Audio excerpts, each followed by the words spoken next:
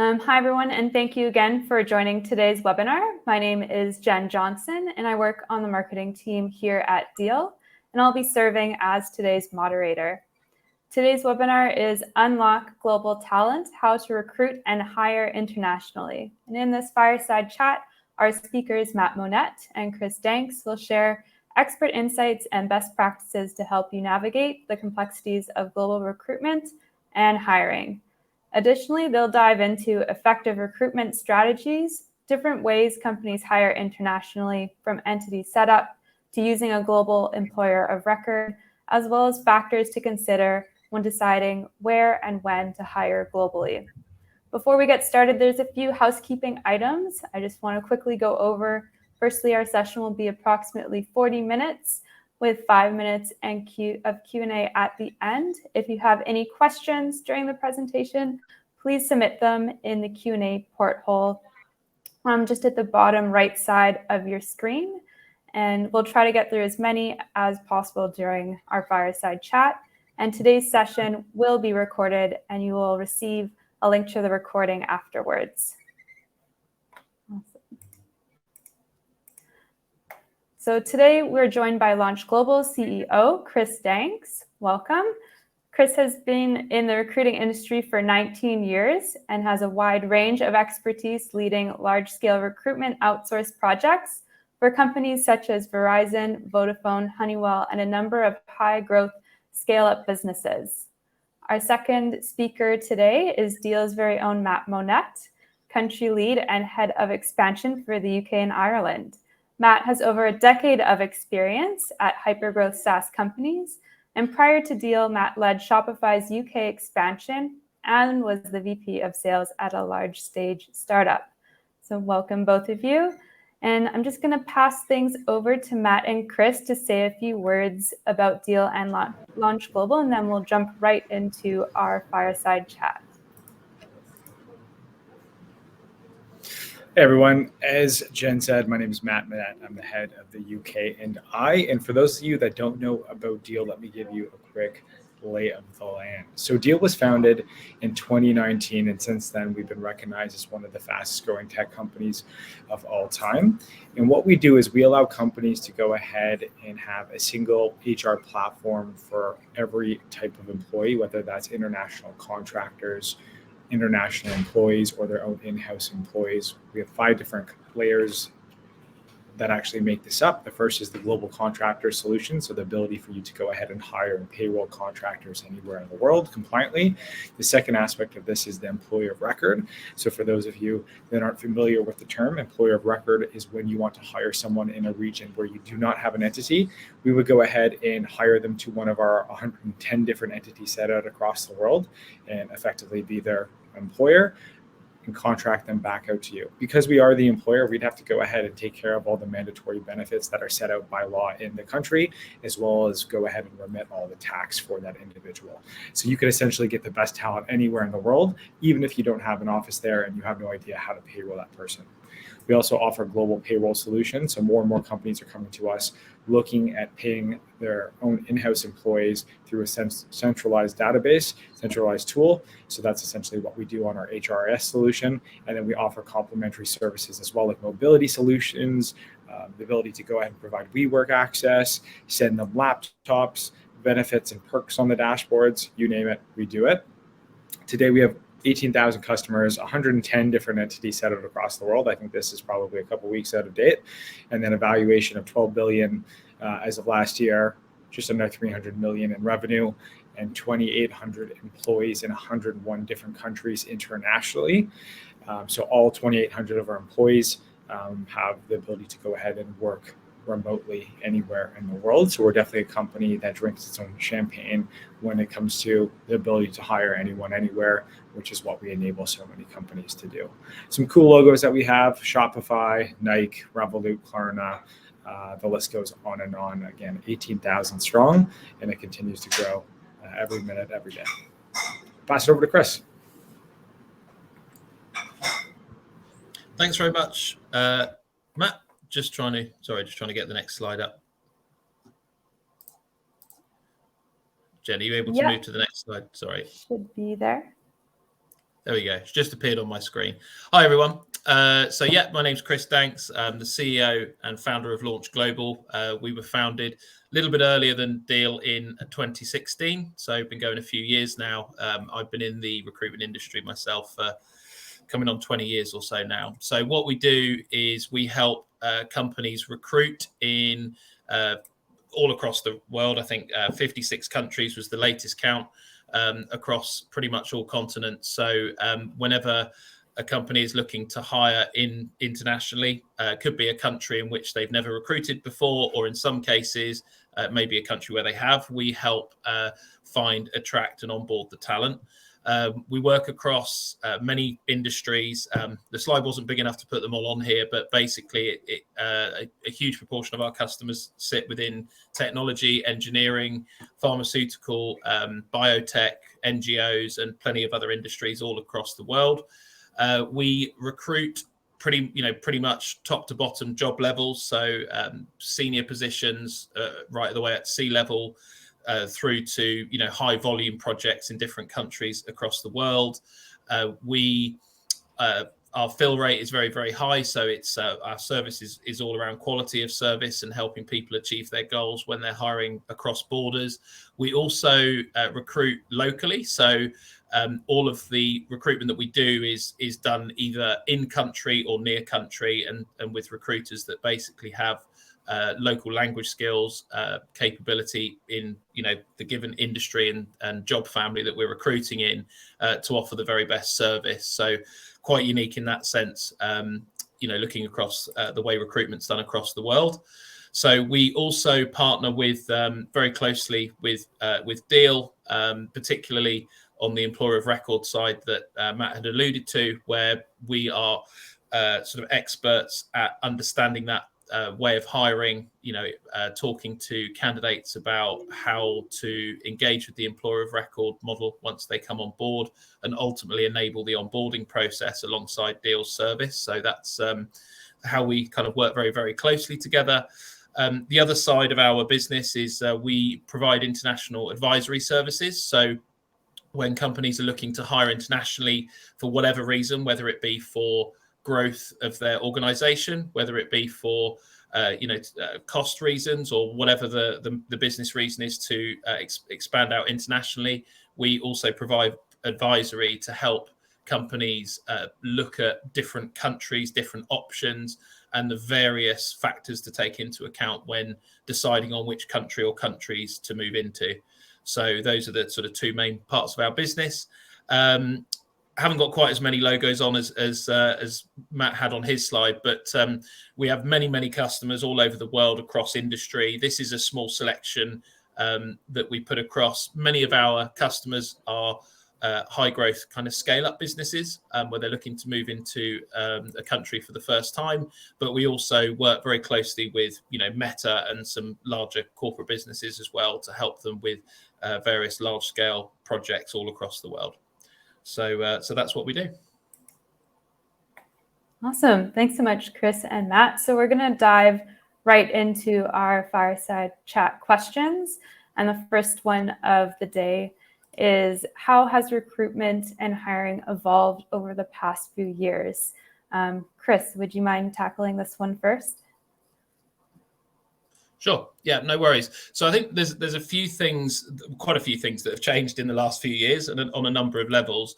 I think one of the fundamental things that's really shifted has been that over the last, I would say, probably 10 to 15 years, in a variety of job families, the power's really shifted from the company to the candidate. So that's been a general trend that's been happening actually for quite some time now. Obviously, it depends massively on the job family, the type of hiring. Just for example, let's look at tech and developers. I think many people will know the demand for various skill sets in that area has been increasing over the last several years. But obviously, since the pandemic era, that's really accelerated since people are now hiring more and more cross borders. It's got more and more competitive. So that's definitely been a general theme that's been kind of there.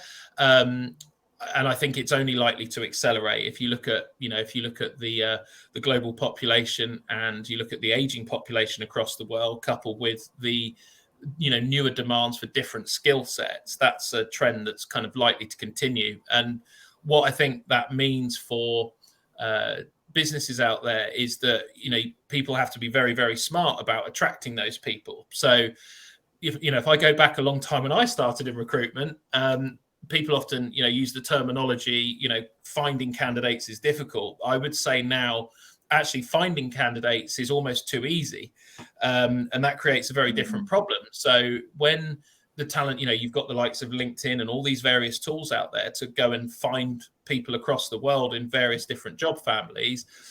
In a way, that's a very good thing because it gives you access to them, but it also means that it's very, very easy for the rest of the world to find them too and approach them for different job roles.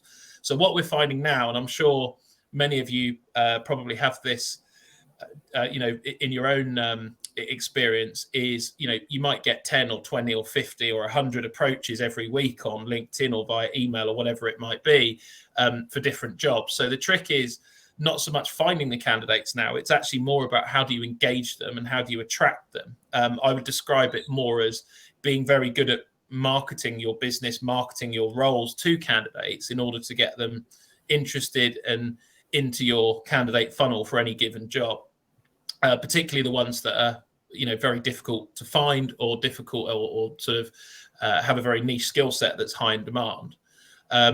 So those are a couple of things we're finding at the moment. I think other subtle changes. There's a lot of, as there is in many industries, there's a lot of automation around technology, which again in some ways is a good thing, but behind the scenes in the recruitment industry, that's maybe driven a more of a high volume approach technique to candidates, which is something that is helpful in one sense for companies to again get the reach, but it's all about how do you personalize and approach these people in the right way to get their interest.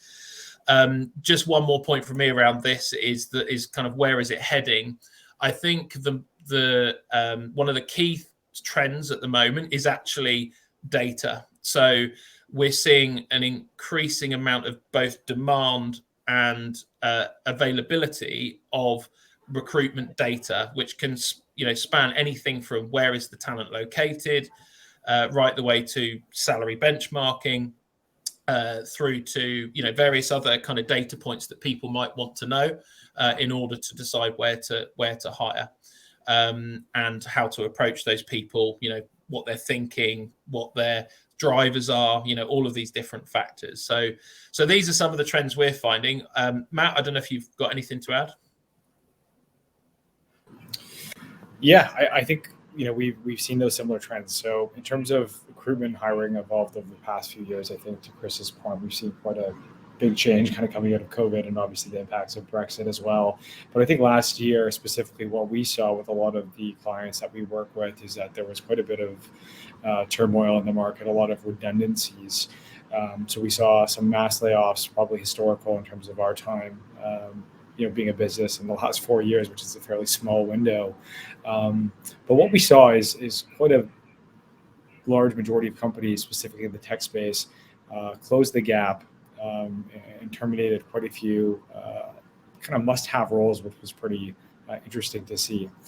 So what they did is they essentially made some terminations in markets where these employees were fairly costly. So we're talking about the Silicon Valleys, the Londons, and the like. And essentially what we saw very shortly after is this boomerang effect where these companies started coming back and essentially looking to recruit and hire the same talent in international markets to obviously go ahead and still solve the problems that they're having internally, but ultimately keep up with the market conditions and cut costs internally, whether it be pressure from investors or them just looking to kind of mitigate the risk associated with that spend. So that was one thing that we saw. From a hiring perspective, once we actually saw these companies boomerang back, some of the full-time employees that we had on the Deal platform were scooped up by other companies, but these talented individuals didn't choose to go the full-time employer route. They chose to take contracting work. And what we saw was quite interesting. And we'll probably get into some more stats after, but we saw the recruitment process speed up quite drastically as a result of them going through the contractor piece rather than going the full-time employee route. So the interview process was pretty quick. It wasn't as long and drawn out from time from contract sent to essentially onboarding, which was interesting. But everything that Chris saw, we saw as well. So nothing kind of crazy to kind of delve into. I think from a recruitment and hiring process, it's more companies are coming to us to ask for the advice and essentially get access to the talent, which is obviously something that we don't do. So we definitely depend on partners like Ramp and Chris to go ahead and help our clients facilitate this and talk over this. So I think he's a little better suited to talk a little bit more about the hiring process as he's directly involved with that. We get the after effect of, companies looking at proceeding, how do we onboard, how do we pay them, and so on. Perfect. Thanks so much for your insights there. I think it leads really well into our next question, which is why are organizations recruiting and hiring international talent? Matt, would you mind starting with this one? Yeah. As I said, there's a couple things. So market conditions is a big one that we're seeing today. So more and more companies are looking at obviously hiring top talent, but they are tasked with finding talent in a region where the talent is amazing, but it's cost effective. So historically, a lot of tech companies and companies in general would typically look at the most expensive markets or markets with the highest amount of software developers and talented individuals would typically sit in key hubs. Coming out of Brexit, coming out of COVID, companies went ahead and decided that they were going to go ahead and hire outside of a 30-mile radius, and that's continued. Now companies are looking at doing so going forward. There's no need to go ahead and hire in their key markets. So we're seeing more companies recruit and hire international talent for, I guess, 3 reasons. The first is they're going ahead and bringing the job to the person rather than the person to the job. So they're putting out job postings that are potentially hybrid or remote first. And then whoever actually applies to the role, wherever they're actually based, they're then leveraging a deal to go ahead and make that employment happen. The second is, of course, the cost exercise that I mentioned. They want to go ahead and get the best talent anywhere in the world, but they don't want to go ahead and pay them an exorbitant amount based on the market conditions. And then the third, organizations recruiting and hiring international talent, because more talented individuals know that they can go ahead and potentially work remotely and get hired internationally based on levers like Deal and new platforms out in the market that can still get them access to great roles, regardless if they're in London or in Budapest or Czech Republic or Poland and so on and so forth. So those are the 3 kind of areas that we've continued to see trending upwards. In fact, from Jan 1st to May 1st of this year, we've actually seen a 250% increase year over year on international hiring for UK companies. A lot of forecasting coming out of COVID forecasted this number to go down. However, it's continuously going up. And obviously, as Deal grows, means that we get more access to different types of organizations as well. So you think that number would essentially dwindle or it would be, reflected a little differently. However, it's not. It's new businesses looking at hiring internationally, and businesses that are already hiring internationally are continuing to actually increase those numbers. Chris, anything for you? Yeah, probably just more building on a couple of your points, Matt, to be honest. So one of the things we've seen a big uptick on in the last few months particularly is many companies looking to expand internationally to offshore or more for cost reasons than maybe over the last 2 years. And I suppose if you think about it, that's a likely situation, just given that the markets generally have shifted over the last sort of 6 to 12 months, and people are a bit more focused on costs now than possibly they were from sort of the 2021-22 period. So we've definitely seen many companies coming to us saying, hey, look, we want to reduce some costs. We still want great talent. It's a little bit of a mix. Where do we go? What countries should we consider? Why should we consider them? As I was kind of mentioning earlier about what we do. So a lot of people are kind of coming in with that conversation, which then, naturally leads to them moving internationally, sometimes on a largish scale. So we've seen quite a few movements in that area. I think to build on your points, Matt, looking at, the talent, the attitude of talent as well, and the fact that people want to work remotely. They want to work not in all cases, but they want that flexibility that maybe wasn't the case before. So, and companies are cottoning onto the fact that they want to support people in moving to where they want to live, or from a hiring point of view, maybe expanding the net out internationally just to get the best talent. Simple as that.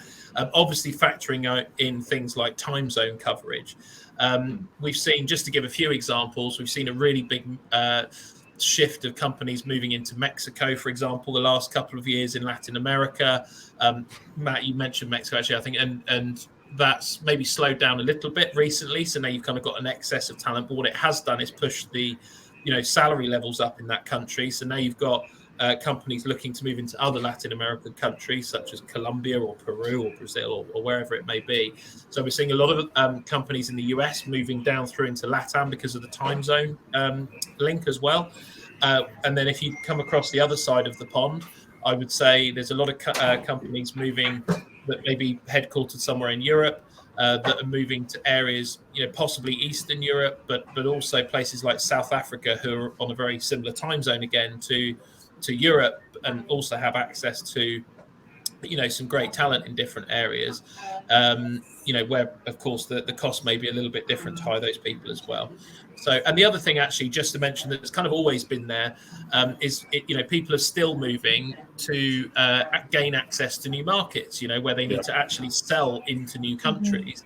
That's existed even prior to the pandemic era, and I think continues to happen, where people are simply looking to expand their business and grow it in new countries as they always have done. So, that's another area. So, for example, hiring sales teams in different countries as they looking to sell to new markets, looking to sell into new markets. So, so those are some of the things that we've been seeing. Yeah, that's a really good point, Chris. One thing that we've continued to see is the kind of risk reward with hiring internationally, specifically for launching in new markets. Traditionally, companies were tasked with hiring 5, 10, 15, 20 people. The only option available, or popular option, was go ahead and open up an entity, which obviously takes time, it takes resources, and it's a pain. So what we're seeing more of is time to launch is basically narrowed to basically 24 hours in some markets, where you can go ahead and get someone in the market to test the market, beat out your competition. I actually came to the UK via Shopify and launched the market here. And during that time, we were kind of balancing, do we go employer of record? Do we go entity setup? And we ultimately went entity setup, and it was a 3-month process when it could have been a very quick process, and so on. So I think today we're seeing more and more companies look at getting people on the ground very, very quickly using the employer of record model when it is going to be a small workforce, to see if it is viable to go ahead and have people over there and ultimately get talent, test the market before allocating tons of resources to open up an entity and kind of opening that kind of Pandora's box and go down that wormhole. So great points. Couldn't agree more. Thanks. Loved all the examples that you guys shared as well.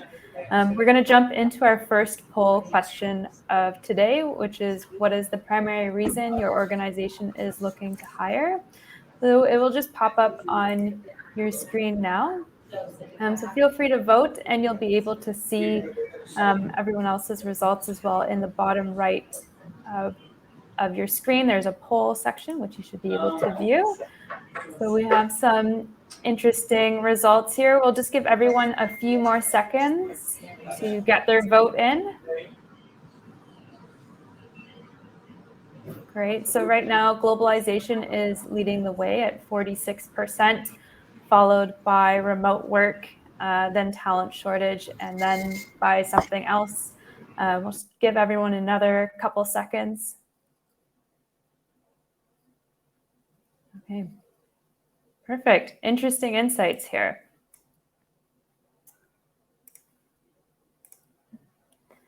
So that's great. So globalization is really on the minds of people who are looking to hire and recruit international talent. On that note, we're going to quickly take a look at what key recruitment strategies would be recommended for hiring internationally. Chris, would you mind starting us off with this one? Oh, you're just on mute there.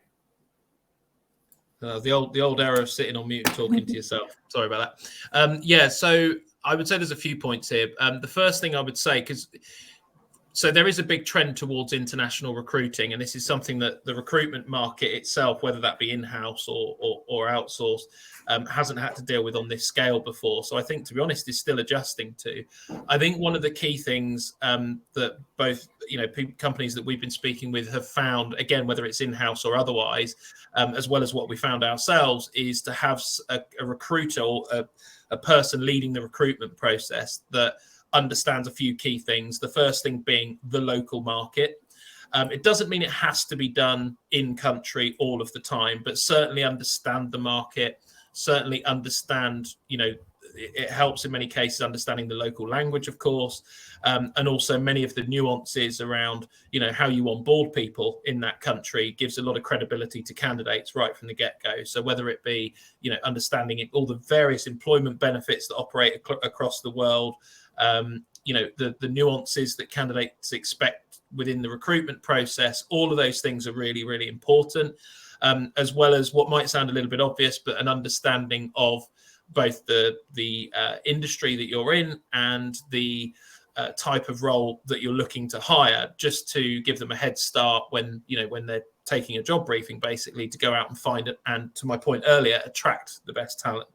So those are some of the sort of initial things I would say. Talking about the attraction strategy, just to kind of build on that, I think there's a few key themes. So as I said earlier, finding people in general is the easier component now. It's the how do you attract them. So it's being very, very focused on your story, about why they should join your business, what's in it for them, very much focused on that side of things, rather than maybe a more traditional way of writing a job description of, what's needed in the role. I mean, obviously those things are important and come into it, but the first thing is essentially being able to sell your opportunity to the best talent across the market to give you access to them.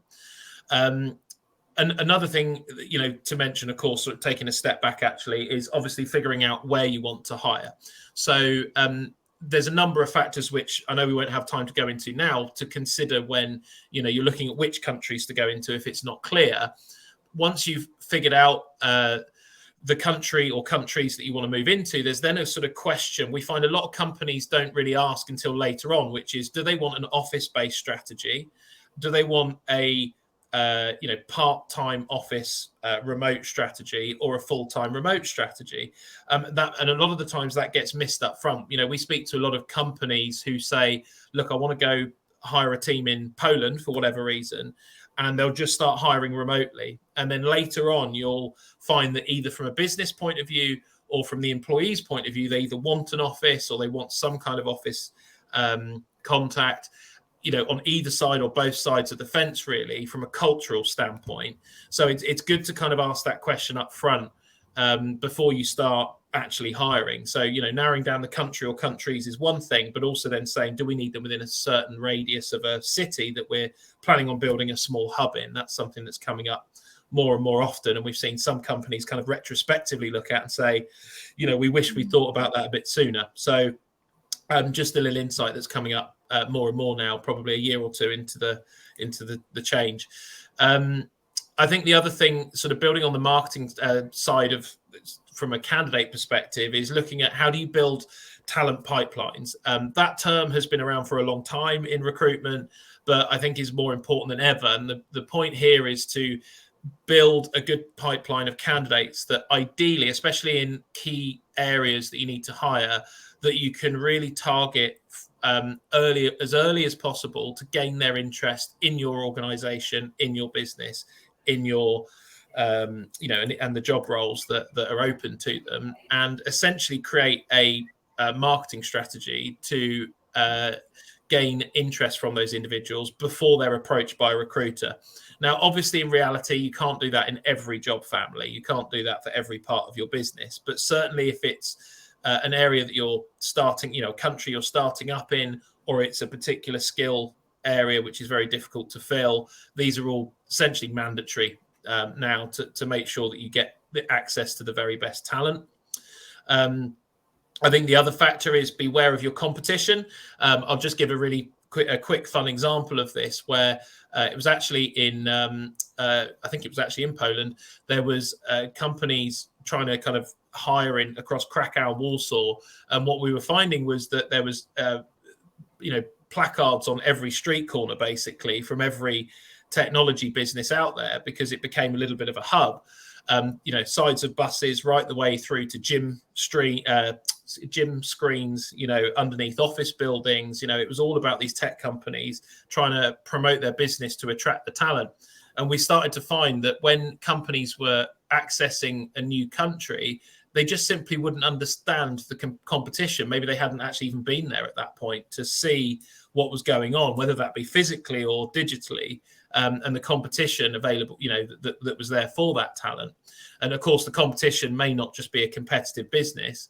They're likely to be, competitive in terms of the skills that you're looking to acquire.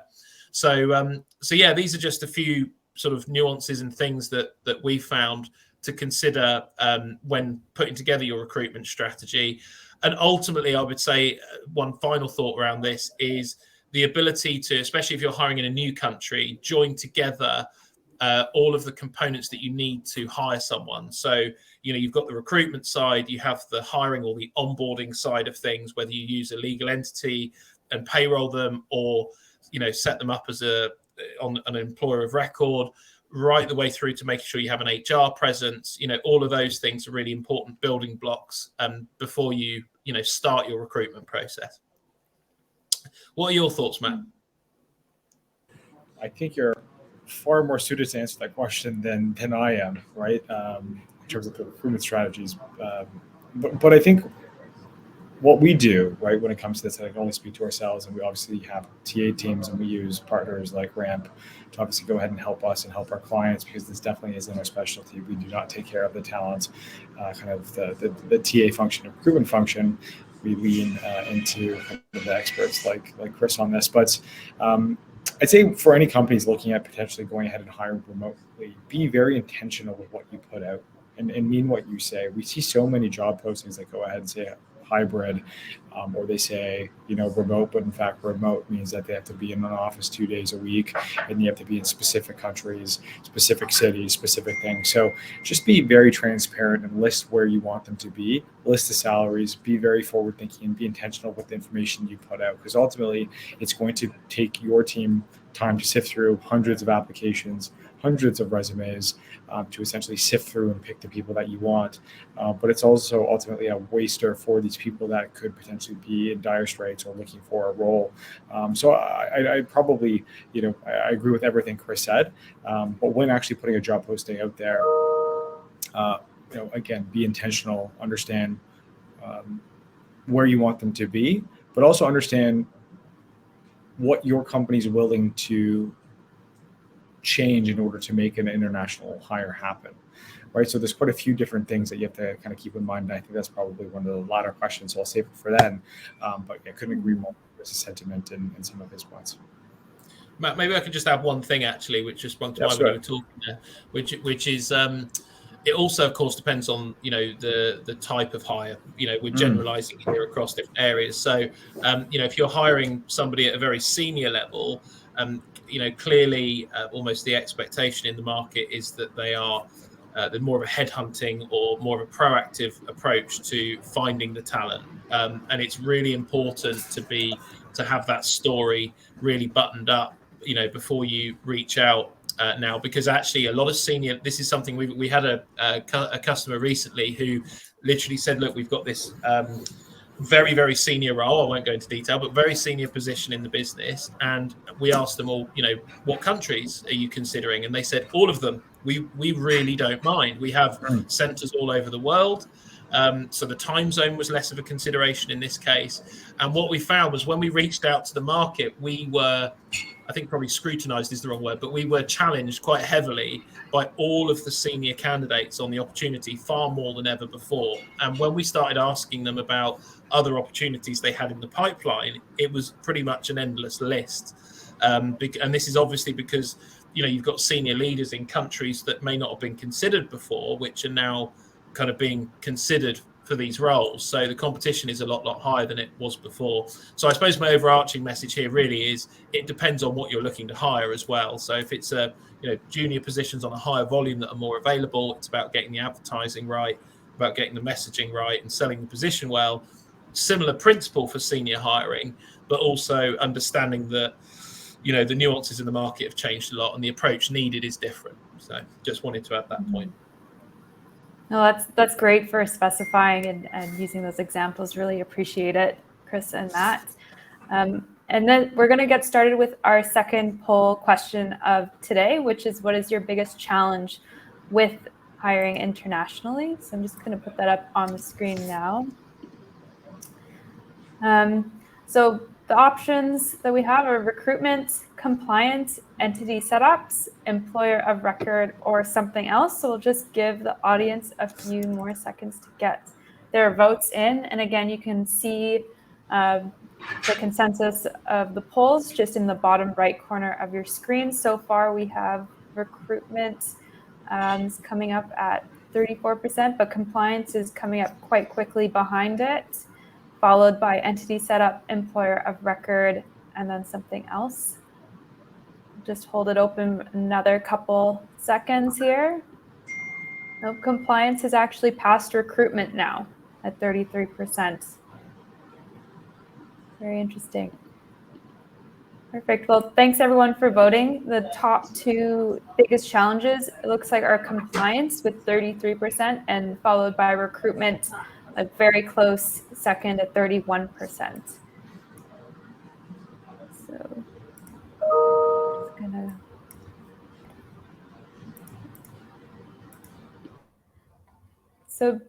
thinking about more with the biggest challenges that we have with hiring internationally, what are the options for hiring abroad if I was looking to do so?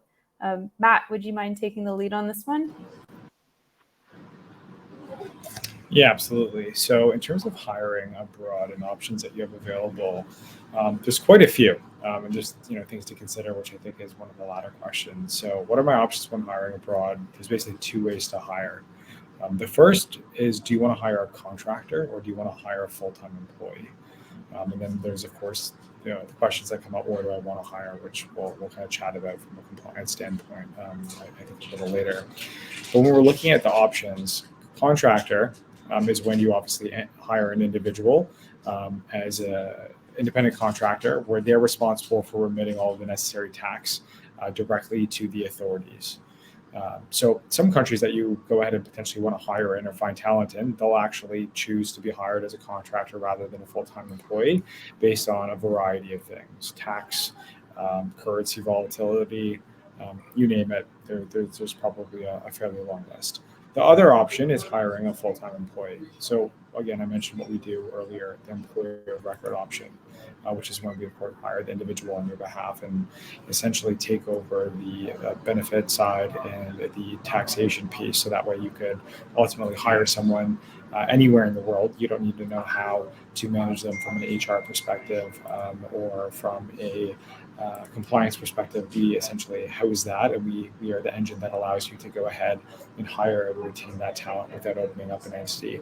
So those are the kind of two kind of main options that we see. Then there's a variety of other solutions out there, like contingent workers via third-party contracting parties, and you name it. I probably advise against those unless it's very project-based work and it's a must, just based on the fact that you potentially don't control the end engagement or end contractor to the point that most companies require or they would like.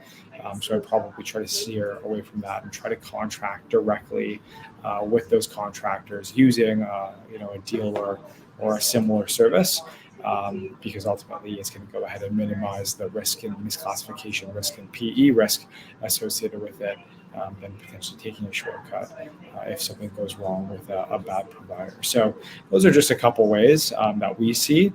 There's not a whole lot of different ways to potentially hire, abroad or kind of get creative with it. There's two pretty simple ways, based on the fact that the government's always going to want their share of someone's earnings. So the contractor has to remit tax, or the employer has to remit tax on their behalf. Those are the two raw angles. Mhm. Yeah, sounds good, Matt. And in this case, I think definitely Matt is from that perspective is the expert. I think when you're actually doing the recruitment side, there are some differences, but whether you're hiring contractors or permanent people, from a recruiting point of view, the differences are not that big. The theory of everything we've talked about around attraction and things remain pretty similar, whether it's the contractor or permanent market in general, although there are nuances depending on the sector and industry and so on. I think coming at it from a different angle, I think I could answer that question fairly succinctly, really, from a business point of view. What are your options when hiring abroad? I think the word I would probably use now is almost endless. Not quite endless, but I think the ability to hire in various parts of the world is so much easier and more accessible now with all of these different solutions and ways of working, and expectation for people that people can work remotely, and all of these other factors mean that it's just given access to companies to pretty much consider more or less anywhere across the world from a business standpoint, at least. So yeah, that would be my kind of the only thing really I'd have to mention here. I think it is worth considering a few factors, which I think we'll come on to shortly, as to how do you decide where to go. But there may be many cases where you might want to look over multiple countries. You don't have to necessarily decide on one. You can say, look, if it's one person you're hiring or 100 people, you can sometimes look at multiple countries to hire the same team and essentially just hire the talent wherever the best talent is. So yeah, the opportunity is a lot greater than maybe it was a few years ago. Mm-hmm. Thanks so much, Chris and Matt. And that kind of leads into our next question, which is what factors are important to consider when hiring globally? Just checking the chat here. We have one question on, for example, like how do you get good candidates, particularly in Paris? So maybe we could use that as an example if we're looking at particular factors here. Sure. Yeah. Maybe I'll jump in just on that question. Mm-hmm. I've just seen your question in the chat, Elizabeth, and it'd be good to. It obviously will depend on a number of factors, such as what the roles are and what kind of organisation it's for, and all these other things. One thing I would say in France, in particular, for those of you in France, you probably know this, is it's very, very important for the recruiter to be to approach people in local language. I think that's culturally very, very important for most positions, not all, but most positions across France. I think it's also very important for the recruitment person, whether in-house or otherwise, to really understand the different, I understand some of the sort of slightly unique benefits and that are available to candidates, legal minimum benefits in many cases that are necessary to offer in France, but also from a when you say how do you get good candidates, I would say really the theory of how you get good candidates is pretty similar in general. As I said, there's some nuances, but in general terms, I think it's really focusing on that attraction. I mean, if you look at Paris, it's a huge city, lots of opportunity. Candidates going to be hugely in demand in general, probably more so than many other areas of France, for example. So it's getting that attraction right. That's the key thing, is if you can get your messaging right around why they should come and work for you, you will get access to better candidates over a period of time. So hopefully that answers your question. Mm-hmm. I see another question here in the chat from Andrea. Can you do EOR if trying to employ one person or only at bigger numbers? So it's either or. A lot of companies come to Deal that are founder-led. There's one employee. They want to go ahead and potentially make their first hire, whether it be a solution engineer or someone that they went to university with years ago that they want to be employee number two. So it doesn't need to be these mass numbers. It can be a one-off, or we see some companies that are going through M&A that want to hire, potentially relocate 50, 100, 200, 500 people. So it varies across the board, but there's no limit, no minimum, I should say, to using an employer of record via Deal. Perfect. Thanks, Matt. Does anyone else have anything to contribute to this particular question before we move on? Okay. Perfect. Oh, I think I don't think we actually answered the factors question. I think we just answered the chat. Okay, perfect. So in terms of what factors are important to consider when hiring globally, I think things to consider are, number one, how do people in said country actually want to be employed and paid, and what is talent looking for, and as Chris said earlier, what does competition look like? To his kind of Poland example. So one thing that we often see is companies coming to Deal, and they're going ahead and saying, well, I want to hire software engineers or developers in this country. And they'll go ahead and say that they need to be full-time employees. So one of the markets that we're seeing quite a big boom in for tech talent is Argentina and Brazil. However, Argentina and Brazil have extremely volatile currencies. So that means that when you hire someone as a full-time employee in Argentina and Brazil, you have to pay your full-time employee in the native currency that's set out by law in said region. So that means that they have to go ahead and get paid in a volatile currency where one day it's worth something, the next day it's not. When they're hired and paid by a contractor, they can actually choose what currency they're paid in. So they could get paid in USD, hold it in USD account, and just take out smaller portions and pots here and there to essentially cover the bills and to live their life. So some people in some roles only want to be hired that way for those sorts of reasons. So I think on that, you have to consider, number one, what kind of role you're hiring, what are the local factors that the talents are looking at and looking for, and can you actually go ahead and offer it, and does it fit within your business case? I think there's other things that you need to look at internally as well. So for example, if you want to go ahead and hire someone, and I know Paris was a question, how do you find good talent there? Some European countries have labor laws where you can't contact your employees after a specific time. So if you're located 6 hours, away, or 6 hour time difference, and you reach out to them for an immediate, answer, you may not get an answer for 24 hours or until they're up the next morning. So you need to be aware of these sorts of things when actually looking at hiring globally, not only how to attract the talent, land the talent, pay the talent, what benefits you apply to the talent, but how are you able to interact with them the way that you want to? Are they going to be a good culture fit based on maybe cultural norms in said country? Are there going to be language barriers? Are they going to be able to go ahead and attach themselves to the value and communicate effectively to clients? There's so many different things that you have to consider when kind of looking at this. And ultimately, I think one of the big things that we get asked as well is, okay, you hire one international person, you go ahead and expand globally. But can you go ahead and do it at scale and pace? Have you developed and built the right infrastructure to go ahead and allow for this? Do you have the right data sets? Do you have the right information internally? Is it accessible? Is it available in different languages?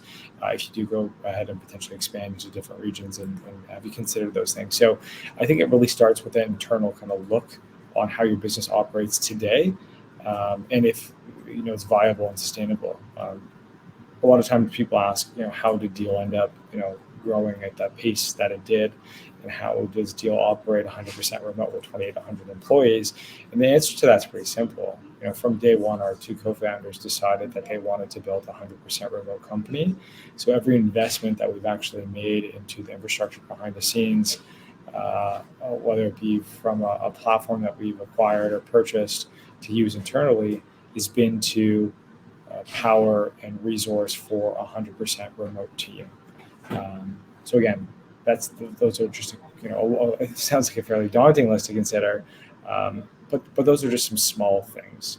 I think most smaller businesses don't need to go ahead and make that massive lift and shift like they used to. I think COVID and Brexit has sped up companies adopting products and tools that allow for remote work more so. But I think the compliance piece is very interesting for most companies, specifically when hiring abroad. What does it actually look like? What are some constraints that I now need to play within? What are watchouts if I do hire someone, and it doesn't work out? How do I terminate the person? Are there things to watch out for. You name it. There's quite a long list. The good news is that we can go ahead and advise you and walk you through every step of the way during that sort of thing. And we work closely with Chris and any sort of candidate when they are getting hired internationally to advise them on what to watch out for and how to mitigate those sorts of challenges, not only as an employer, but also for the employee as well. So that way they're comfortable with the process. So quite a few things to consider, but those are just a couple. No, perfect. Thanks for going into further detail on there. I think that really helps our audience to consider a wider range of factors, maybe something they haven't thought of before, and will really help them in their journey on hiring and recruiting internationally. So we're just coming up to our last question here, which is, what is your biggest tip or trick for recruiting and hiring internationally? Chris, can you start us off with this one? Sure. Yeah, and I'll keep it quite short and to the point. I know we're coming up to time as well now.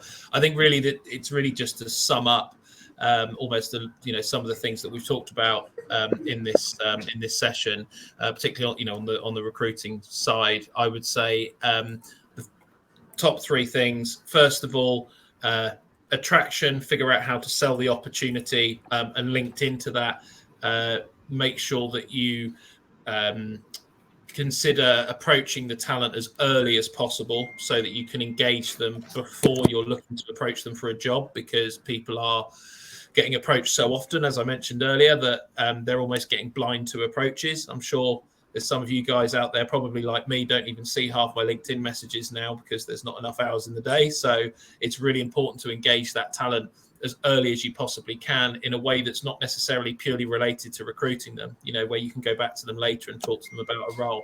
So that would be, I would say, the first thing. The second thing is consider what countries you want to hire in and why, based on your business goals, and not necessarily limiting it to one country that you're looking to hire in, but looking at multiple where it's appropriate to do so.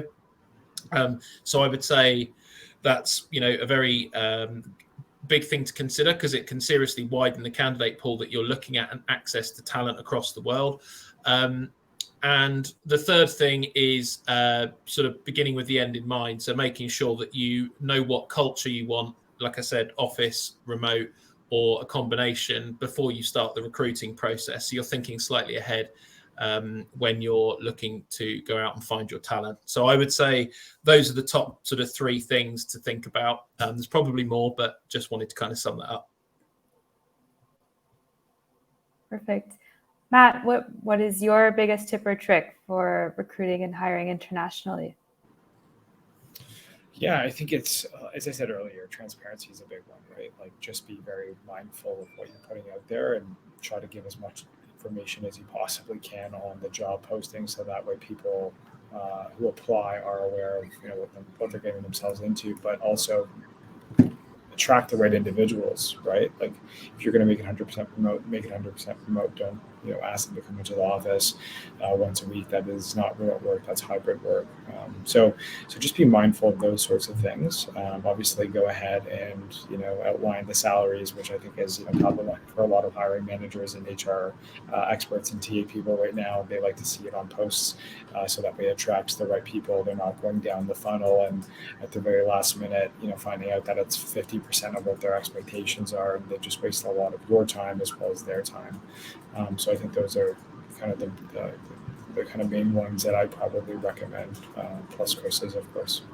Mm-hmm. No, that's great. I really like, Chris, your point on beginning with the end in mind. I think that's a really good starting point for organizations. And then Matt, just being really transparent. I think that's always really important, especially with job descriptions, and helps attract the best talent for what an organization is really looking for. So that's great. We're going to just give everyone a few additional resources on their journey to recruiting and hiring internationally. So you can feel free to scan these with your phone. I'm also just dropping them in the chat right now, so you can learn a bit more about how to hire. There's a hiring guide, as well as how to recruit globally with Launch Global, and as well as a hiring toolkit. which you're welcome to take a look at and download. And then if we have any final questions, just feel free to add them to the Q&A, and we'll see if anyone has one right now. Let's see. Yeah, you can also feel free to reach out to Chris or Matt directly as well. I know we are at time, so if anyone has any additional questions, again, just feel free to reach out to Chris or Matt directly. They've just dropped their email addresses in the chat box there. And again, just a big thank you to Matt and Chris. Everyone here really appreciates you sharing your expertise and insights on recruiting and hiring internationally. And thank you to everyone who joined us today. Just a reminder, you will be receiving a copy of today's presentation via email. We hope you have a great day, and we'll see you next time. Thanks everyone. Take care. Thanks. Take care. Bye.